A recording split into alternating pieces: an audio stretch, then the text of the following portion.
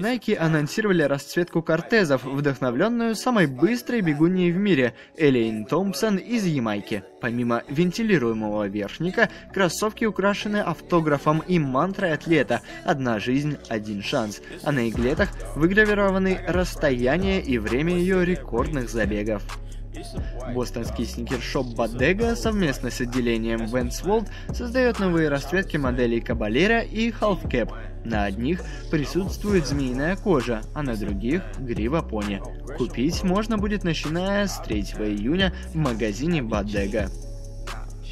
Нет такого человека, который не слышал бы о ЛГБТ и не видел бы этот радужный флаг. Несмотря на то, что в России к нему относятся отрицательно и порой даже агрессивно, на Западе эта движуха всячески одобряется и поддерживается, как со стороны правительства, так и всякими корпорациями и брендами. Nike с Converse выпустили паки, посвященные ЛГБТ, с соответствующей тематикой. И, как по мне, можно просто забить на весь посыл и глубинный смысл и просто купить то, что вам по душе.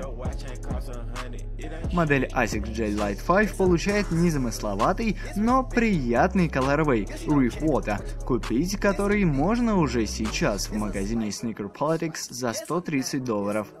Беговые New Balance 990 версии 4 получают еще несколько расцветок к лету. Приобрести их можно будет на официальном сайте New Balance за $165 на Западе или 20 тысяч рублей в России. Мы уже показывали вам Air Force One Jewel, но не думали, что маленький значок Nike перекочует к своему старшему брату. Больше слушай, богу слушай, как говорится. Релиз намечен на 4 июля.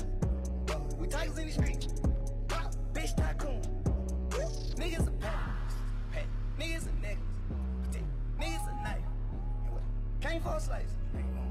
Better get right. Need get diced. Never tell the truth. It's a lie. It's a 21. It's a jet.